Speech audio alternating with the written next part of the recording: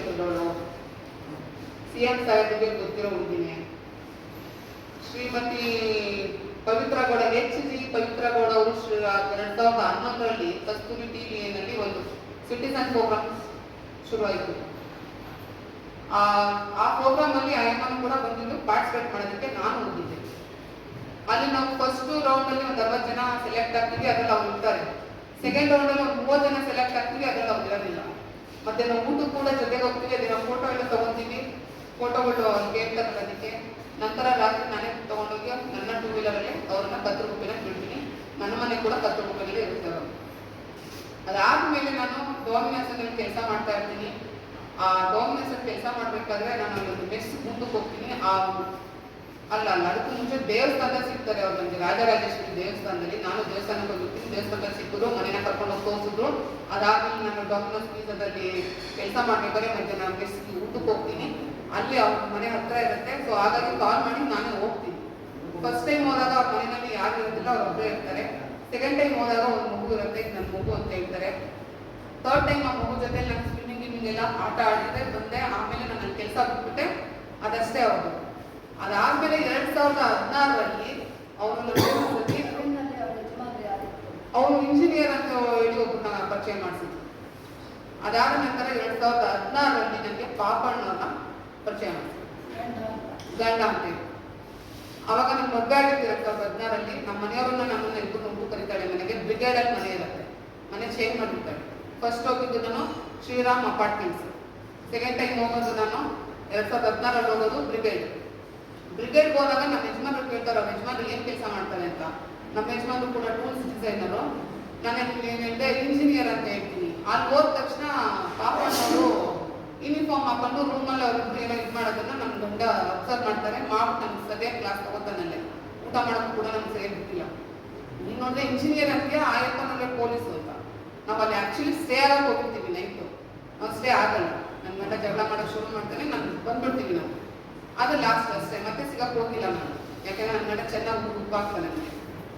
ಅದಾದ್ಮೇಲೆ ಇವಾಗ ಹೊಸದಾಗಿ ನಮ್ಮ ಸಾಹೇಬರು ಬಂದ್ರಲ್ಲ, ಸಿದ್ದರಾಮಯ್ಯ CM ಆದಮೇಲೆ 22-23ರಲ್ಲಿ ಸಿಗ್ತಾರೆ.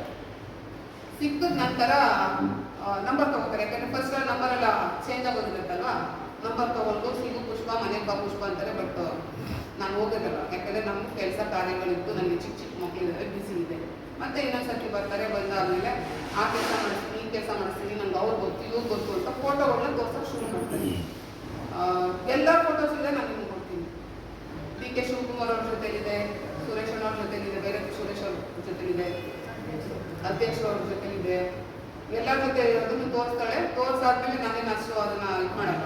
ಆಮೇಲೆ ನನಗೆ ಇವ್ರು ಯೂಟಿ ಕಾದಲ್ ಅವರು ನನ್ನ ಫ್ರೆಂಡು ಅಂತ ಹೇಳ್ಬಿಟ್ಟು ಅದೆಲ್ಲ ಮೆಸೇಜ್ಗಳೆಲ್ಲ ತೋರಿಸ್ತಾರೆ. ಅವ್ರು ನನಗೆ ಮೆಸೇಜ್ ಮಾಡ್ತಾರೆ, ಫೋನ್ ಮಾಡ್ತಾರೆ ಅಂತ. ಬಟ್ ಅದು ಅವರೆಲ್ಲ ಏನೋ ನನಗೆ ಗೊತ್ತಿಲ್ಲ, ಯಾಕಂದ್ರೆ ಅವ್ರ ಫೋಟೋ ಇತ್ತು, ತೋರಿಸಿದ್ದು ನಿಜ ನನಗೆ. ಅದಾದ್ಮೇಲೆ ನಮ್ಮ ಊರಿಂದ ಒಬ್ರು ಬರ್ತಾರೆ, ಸಾಹೇಬ್ರು ನೋಡ್ಬೇಕು ಅಂತ. ಸಾಹೇಬ್ರು ಸಿಗಲ್ಲ, ಫುಲ್ ಬಿಸಿ ಇರ್ತಾರೆ. ಪಾಪ ಬೇಜಾರು ಮಾಡ್ಕೊತಾಳೆ ಅಮ್ಮ, ಅಯ್ಯೋ ನಾನು ಅಷ್ಟು ದಿವಸದಿಂದ ಬರ್ತಾಯಿದ್ದೀನಿ, ಊರವರೆಲ್ಲ ಕೆಲಸ ಮಾಡಿಸ್ಕೊಂಡು ನಾನು ಕೆಲಸ ಮಾಡಿಸ್ಕೊಳಕ್ಕಾಗಲಿಲ್ಲ, ನನ್ನ ಮುಗಿಗೊಂದು ಕೆಲಸ ಬೇಕು ಅಂತ. ಆ ಸೇಮ್ ಟೈಮ್ ಇವ್ರು ಬರ್ತಾರೆ. ಅದಕ್ಕೆ ಬಂದ ತಕ್ಷಣ ಅಯ್ಯೋ ಅಷ್ಟೇ ತಾನೇ ಪುಷ್ಪ, ನಾನು ಮಾಡಿಸ್ಕೊಡ್ತೀನಿ ಬಾ, ಕಾದರ್ ಸಾಹೇಬ್ರಿಗೆ ಹೇಳ್ಬಿಟ್ಟು, ನನ್ಗೆ ಅವ್ರ ಫ್ರೆಂಡ್ ಅಲ್ವಾ, ಹಂಗೆ ಹಿಂಗೆ ಅಂತ ಆ ಎಮ್ಮನ ಮುಂದೆನೇ ಹೇಳ್ಬಿಡ್ತಾರೆ. ಆ ಎಮ್ಮ ಹಿಡ್ಕೊಂಡು ಇವರೆಲ್ಲ ಗೊತ್ತಿದ್ದು ನೀವು ಮಾಡಿಸ್ಕೊಡ್ತಾರಲ್ಲ ನನಗೆ, ಅನೇಕವ ನೀವು ಹೊಟ್ಟವ್ರಿನ ಹಂಗೆ. ಅದಾದ ನಂತರ ನಾನೇನು ಮಾಡ್ತೀನಿ, ಅಮ್ಮ ದುಡ್ಡು ಕೊಡ್ಬೇಕಣ್ಣಮ್ಮ, ಸುಮ್ಮನೆ ಕೆಲಸ ಇರೋದಿಲ್ಲ ಅಂದಾಗ, ಪರವಾಗಿಲ್ಲ ನಾನು ಒಂದು ಎಕರೆ ಜಮೀನು ಮಾರ್ಬಿಟ್ಟೆ ನನ್ನ ಮಗು ನನಗೆ ಕೆಲಸ ಕೊಡಿಸ್ತೀನಿ ಅಂತ ಅವ್ರಂತಾರೆ. ಹಂಗಂದಾದ್ಮೇಲೆ ಆ ಎಮ್ಮ ನನ್ನ ಬಿಡಲ್ಲ. ಅವ ಎಮ್ಮನು ಬಿಡ್ತಾಳೆ, ಈ ಎಮ್ಮನು ಬಿಡ್ತಿಲ್ಲ, ಮಧ್ಯದಲ್ಲಿ ನಾನು ಸಿಗಾಕಿದ್ದೀನಿ. ಹೇಳವ ಕೆಲಸ ಕೊಡ್ಸಕ್ಕೆ ಹೇಳವ, ನಾನು ಕಾರ್ ಸರಿ ಮಾಡ್ಕೊತೀನಿ ಅಂತಾರೆ. ಇವ್ರಿಗೆ ಹೇಳಿ ಒಂದೇ ಸತಿ ಕೇಳಿದ್ದಕ್ಕೆ ಅವ್ರು ಮೆಸೇಜ್ ಹಾಕಿದ್ದಾರೆ. ಅವ್ರದ್ದು ನಾನು ಅಪ್ಲಿಕೇಶನ್ ಹಾಕಿರ್ತೀನಿ, ಅದನ್ನೆಲ್ಲ ಕಳ್ಸಕ್ಕೆ ಹೇಳ್ತಾರೆ. ಒಂದು ಸತಿ ಎಲ್ಲ 2 ಸತಿ ಕಳ್ಸಿದ್ದೀನಿ. ಕಳ್ಸಿದ್ದಾದ್ಮೇಲೆ ಅವರು ಸ್ವಲ್ಪ ದಿವಸ ಆದ್ಮೇಲೆ ದುಡ್ಡು ಕೇಳ್ತಾರೆ. ಅದು ಮೆಸೇಜ್ ಇದೆ ನನ್ನ ಹತ್ರ. ಆದ್ರೆ ತುಂಬಾ ಬುದ್ಧಿವಂತೆ ಪವಿತ್ರಗೌಡವರು ಯಾವಾಗಲೂ ವಾಟ್ಸಪ್ ಕಾಲೇ ಮಾಡೋರು, ಅದು ಕೂಡ ನನ್ನ ಹತ್ರ ಇದೆ. ಆದ್ರೆ ಈಗ 3 ತಿಂಗಳದ್ದು ನನ್ನ ಹತ್ರ ಇಲ್ಲ. ಜನವರಿಯಿಂದ ನನ್ನ ಹತ್ರ ಯಾಕಿಲ್ಲ ಅಂತಂದ್ರೆ, ಇದು ಹೊಸ ಫೋನ್ ತಗೊಂಡೆ. ಅದನ್ನು ಮುಂದೆ ಹೇಳ್ತೀನಿ, ಯಾಕೆ ಫೋನ್ ಇಟ್ಕೊಂಡು ಇದು ಮಾಡೋದು ಅಂದ್ಬಿಟ್ಟು. ಆ ಕೆಲಸದ ಆದ್ಮೇಲೆ ಅವ್ರೇನ್ ಮಾಡ್ತಾರೆ, ಅರ್ಜೆಂಟಾಗಿ ದುಡ್ಡು ಬೇಕೇ ಬೇಕು ಅಂತ ಹೇಳಿದ್ರು. ಇಷ್ಟು ಹಾಕ್ಬೇಕು, ಇಲ್ಲ ಅಂತಂದ್ರೆ ದುಡ್ಡು ಕೊಟ್ಟಿಲ್ಲ ಅಂದ್ರೆ ಆಗಲ್ಲ ಪುಷ್ಪ ಅಂತ. ನಾನು ಅವ್ರು ಫೋನ್ ಮಾಡಿ ಹೇಳ್ತೀನಿ. ಅವ್ರು ಒಳಗೆ ಇಟ್ಟಿದ್ದಾರೆ. ಮೇಘಲ್ಪುರದ ಬ್ಯಾಂಕ್ ಅಲ್ಲಿ ವರ್ಣ ಬರುತ್ತೆ, ಮೇಘಲ್ಪುರ ಅಂತ ಬರುತ್ತೆ, ನಮ್ದು ಮೈಸೂರು ಜಿಲ್ಲೆ ನರಸೀಪುರ ತಾಲೂಕು. ಅಲ್ಲಿ ಮೇಲ್ಮುಖದಲ್ಲಿ ಒಂದು ಬ್ಯಾಂಕಲ್ಲಿ 9 ಲಕ್ಷ ಚಿಲ್ಲರೆಗೆ ಅವ್ರಮ್ಮ ಒಡವೆ ಇಟ್ಬಿಟ್ಟು ನನಗೆ ದುಡ್ಡು ಇದು ಮಾಡ್ತಾರೆ. ನಾನು ಇವ್ರಿಗೆ ಮೆಸೇಜ್ ಹಾಕಿದ್ದೀನಿ, ಆಂಟಿ ಕಳಿಸಿ ನಿಮ್ಮದು ಬ್ಯಾಂಕ್ ಡೀಟೇಲ್ಸ್ನ, ನಾನು ಅವ್ರ ಬ್ಯಾಂಕಿಂದ ನಿಮ್ಮ ಬ್ಯಾಂಕ್ ಹಾಕಿಸ್ಬಿಡ್ತೀನಿ ಅಂತ. ಅದಕ್ಕಾಗಿ ಒಪ್ಕೊಳ್ಳಲ್ಲ.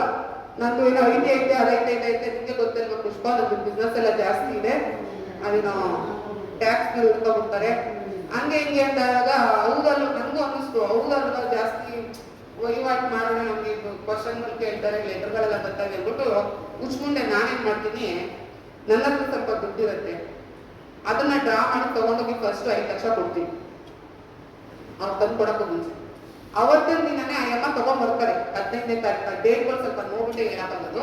15ನೇ ತಾರೀಕು ಒಡವೆ ಇರ್ತಾರೆ ಮಾರ್ಚಲ್ಲಿ, 16ನೇ ತಾರೀಕಿಗೆ ಬರ್ತಾರೆ ಬಸ್ ಹತ್ಕೊಂಡು. 17ನೇ ತಾರೀಕು 5 ಲಕ್ಷ RTGS ಮಾಡ್ತೀನಿ. ತುಂಬಾ ಅರ್ಜೆಂಟ್, ಫೋನ್ ಮೇಲೆ ಫೋನ್ ಮಾಡಕ್ ಶುರು ಮಾಡ್ಬಿಟ್ಲು. ಆಂಟಿ ಅರ್ಜೆಂಟ್ ಮಾಡಿದ್ರೆ ನನಗೆ ತಂದು ಕೊಡೋಕ್ಕಾಗಲ್ಲ, ನನ್ನ ಕೆಲಸ ಐತೆ, ನೀನು ನಂಬರ್ ಕೊಟ್ಟರೆ ನಾನು RTGS ಮಾಡ್ತೀನಿ ಅಂತ ಮಾಡಿದೆ. SBI ಮಾಡ್ತೀನಿ 5 ಲಕ್ಷ. ಅದೇ 5 ಲಕ್ಷನ ಸಾಯಂಕಾಲ ಅವ್ರೊಬ್ಬರನ್ನ ಕರ್ಕೊಂಡು ಹೋಗ್ಬಿಟ್ಟು ಅವ್ರ ಮನೆಗೆ 5 ಲಕ್ಷ ಕೊಡ್ತೀನಿ. ಟೋಟಲ್ಲು ನಾನು 8 ಲಕ್ಷ ಚಿಲ್ಲರೆ ಅಂದರೆ 7 ಲಕ್ಷ ಚಿಲ್ಲರೆ, 8 ಲಕ್ಷ ಅನ್ಕೊಳ್ಳಿ, ಅದನ್ನ ಟ್ರಾನ್ಸ್ಫರ್ ಮಾಡ್ತೀನಿ. ಮಿಕ್ಕಿದ್ದೆಲ್ಲ ಹಣನ ನಾನು ತಗೊಂಡೋಗಿ ಕ್ಯಾಶೇ ಕೊಟ್ಟಿದ್ದೀನಿ ಅವನಿಗೆ. ಅದಾದ ನಂತರ ಇಲ್ಲಿ ಏನೋ ಒಂದು ಘಟನೆ ನಡೆಯುತ್ತೆ, ಕೆಲವು ವಿಷಯನ ಹೇಳಕ್ ಆಗ್ತಾ ಇಲ್ಲ ನನಗೂ ಕೂಡ. ಯಾಕೆ ಮುಖ ಮುಚ್ಕೊಂಡಿದ್ದೀನಿ ಅಂತ ಹೇಳ್ತಾ ಇದ್ರಲ್ಲ, ನನಗೆ ಜೀವ ಬೆದರಿಕೆ ಇದೆ. ಅದನ್ನ ಹೇಳ್ತೀನಿ. ಕೆಲವು ಹೆಸರು ನನಗೆ ಹೇಳಕ್ ಆಗ್ತಿಲ್ಲ, ಅದಕ್ಕೆ ನಾನು ಮುಖ ಮುಚ್ಕೊಂಡಿದ್ದೀನಿ. ನಾನೇನು ಸುಳ್ಳು ಕಳ್ತನ ಆಗ ಮಾಡಿಲ್ಲ ನಾನು. ಅದಾದ್ಮೇಲೆ ಅಲ್ಲಿ ಕಡೆ ಸಿಕ್ಕಿದ್ಮೇಲೆ ನಾನು ಯಾವಾಗ ದುಡ್ಡು ಕೇಳಕ್ ಶುರು ಮಾಡ್ತೀನಿ, ಫಸ್ಟ್ ಅವ್ರು ಕರೆಕ್ಟಾಗಿ ಹೇಳ್ತಾರೆ ಅದೊಂದು ಕೇಸ್ ಆಗಿರುತ್ತೆ, ಯಾವುದು ಈ ಡಿ ಗ್ರೂಪ್ಗೆ ಕೇಸ್ ಆಗಿರುತ್ತೆ ವಿಧಾನಸೌಧದಲ್ಲಿ. ಅದನ್ನ ಹೇಳ್ತಾರೆ, ಕೇಸ್ ಮುಗಿತು ಪುಷ್ಪ, ನಿಮ್ ಕೆಲಸ ಆಗುತ್ತೆ ಅವ್ರಿಬ್ರದ್ದು ಅಂತ. ಅದು ಕೂಡ ಮೆಸೇಜ್ ಮಾಡಿದ್ದಾರೆ, ಮಾಡಿದ ತಕ್ಷಣ ಅದು ಫೈನಲ್ ಆಗಿದೆ ಇಬ್ಬರದ್ದು ತೋರಿಸ್ತೀನಿ ನಿಮ್ಗೆ.